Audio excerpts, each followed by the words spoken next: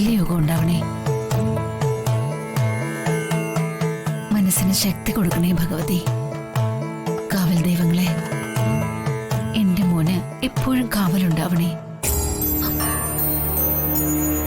ഭഗവതി.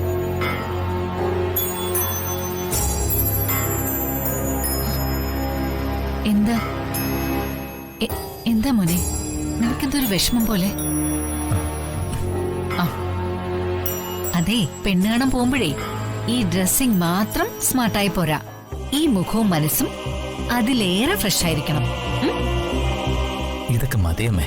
ദേ നോക്ക്, എന്റെ സുന്ദരൻ മോനാ നീ. നീ ഇങ്ങനെ വാലാ കോലാന്ന് പോയിട്ട് നിന്നെ കാണാൻ കൊള്ളില്ലെന്ന് ആ പെണ്ണുങ്ങാനും പറഞ്ഞ നിന്റെ ഇത്ര സുന്ദരിയായ അമ്മ ജീവിച്ചിരുന്നിട്ട് ഒരു കാര്യമില്ല. സത്യം പറയലമ്മേ, എനിക്ക് പെണ്ണ് കാണാൻ പോകുന്നവരോട് ഒരു താല്പര്യമില്ല. അത് ഞാൻ പറഞ്ഞിട്ടുള്ളതുമാണ്. അല്ല, പിന്നെ നീ വിവാഹത്തിന് സമ്മതിച്ചതോ? ദേ, പെണ്ണിന്റെ അച്ഛനും നിന്റെ അച്ഛനും തമ്മില് സംസാരിച്ച എല്ലാം ധാരണയാക്കിയതാ. അല്ല, മാന്യന്മാരെ തമ്മിൽ പറഞ്ഞ കാര്യത്തിന് നീ ആയിട്ടൊരു മാറ്റവും വരുത്തരുത്. അതെന്താ അമ്മ അങ്ങനെ പറഞ്ഞത്? അമ്മയുടെ ഭർത്താവ് മാത്രമേ ഉള്ളൂ മാന്യൻ, മോൻ മാന്യനല്ലേ? അയ്യോ മോനെ, അമ്മ അങ്ങനെ പറഞ്ഞതല്ലടാ.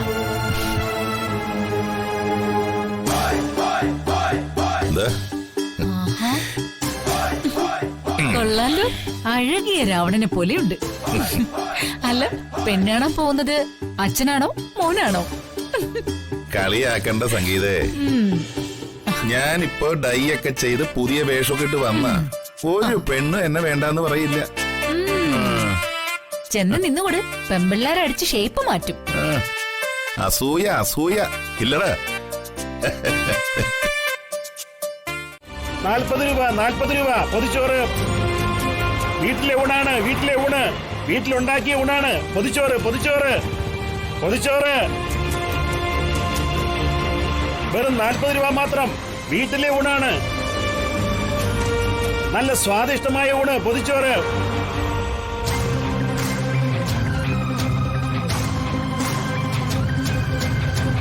ചേട്ടാ, പൊതിച്ചോറ് വേണോ? വീട്ടിലുണ്ടാക്കിയതാ, വെറും 40 രൂപയേ ഉള്ളൂ. ചേട്ടാ, ഇത് വാങ്ങിക്കുക ചേട്ടാ.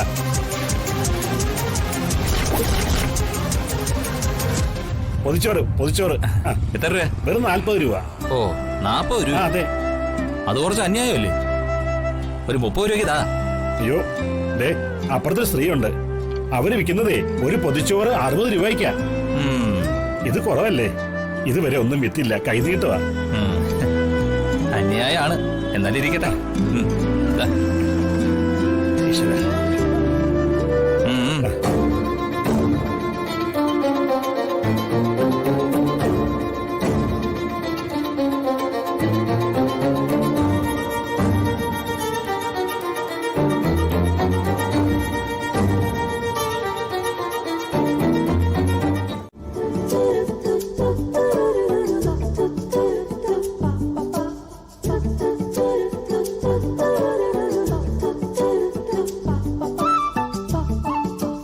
ഇതെന്താ, കാറിന് നടുവേദന വല്ലതുണ്ടോ? ഒച്ചിഴുന്ന പോലെയാണല്ലോ ഡ്രൈവിങ്. കൃത്യസമയത്ത് ഗൈനക്കോളജിസ്റ്റിനെ കണ്ടില്ലെങ്കിലേ ആ സ്ത്രീ വെറുതെ മെക്കിട്ട് കയറും. അവർക്ക് മക്കളില്ലല്ലോ. അവരതിന്റെ ഫ്രസ്ട്രേഷൻ മുഴുവൻ തീർക്കുന്നത് പരിശോധനയ്ക്ക് ചെല്ലുന്ന പേഷ്യൻസിനോടാ. വർഷം കൊണ്ട് യാത്ര ചെയ്യുമ്പോ ഗട്ടറിലൊന്നും വീഴ്ത്താതെ കൊണ്ടുപോകണമെന്ന ഡോക്ടറുടെ നിർദ്ദേശം.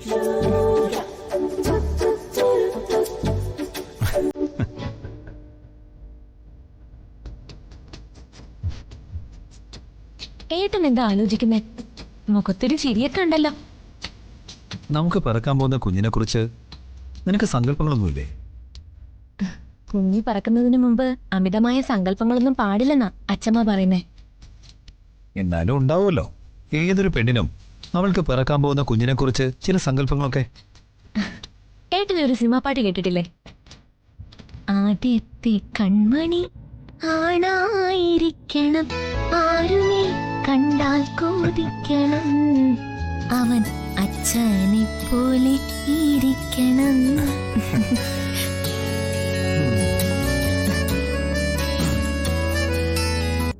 ഏട്ടന്റെ മുഖഛായുള്ള ഒരു സുന്ദരനായിട്ടുള്ള ഒരു ആൺകുട്ടിയായിരിക്കണം. അവനെ കണ്ട ആരും കൊതിക്കണം.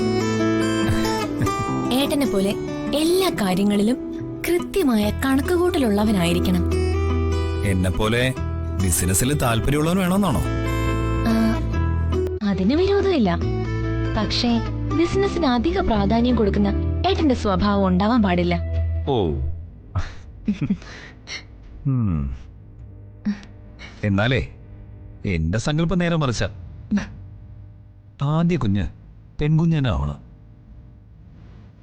വർഷയെ വാർത്തു വെച്ചതുപോലെ ഉണ്ടാവണം. വർഷയെ പോലെ സ്വന്തം മാതാപിതാക്കളോട് കൂറും ബഹുമാനവും ഒപ്പം ദൈവവിശ്വാസവും ഉണ്ടാവണം. ലക്ഷണം കണ്ടിട്ട് കുട്ടി ആണായിരിക്കോ പെണ്ണായിരിക്കോ? അച്ഛമ്മയുടെ വയറ്റാടി ബുദ്ധി വല്ലതും പ്രവചിച്ചിട്ടുണ്ടോ? കൂടെ കൂടെ അടിവയറ്റിലുണ്ടാവുന്ന ചവിട്ടും തൊഴിയൊക്കെ കാണുമ്പോ ഒരു കൊച്ച് വിക്രമായിരിക്കുമെന്നാ അച്ഛമ്മ പറയുന്നത്. സത്യം പറഞ്ഞ ആണാണോ പെണ്ണാണോ എന്നറിയാൻ എനിക്ക് തിടുക്കായി മോളെ. എന്തായാലും ഗൈനക്കോളജിനോടൊന്നും ചോദിക്കാം. അയ്യോ വേണ്ട, മുൻകൂട്ടിയുള്ള ജെൻഡർ ഐഡന്റിഫിക്കേഷൻ ഒന്നും പാടില്ലെന്ന് നിയമമുണ്ട്. ശ്ശേ. അഥവാ ഡോക്ടർക്ക് അറിയാമെങ്കിലും അവരത് പറയില്ല.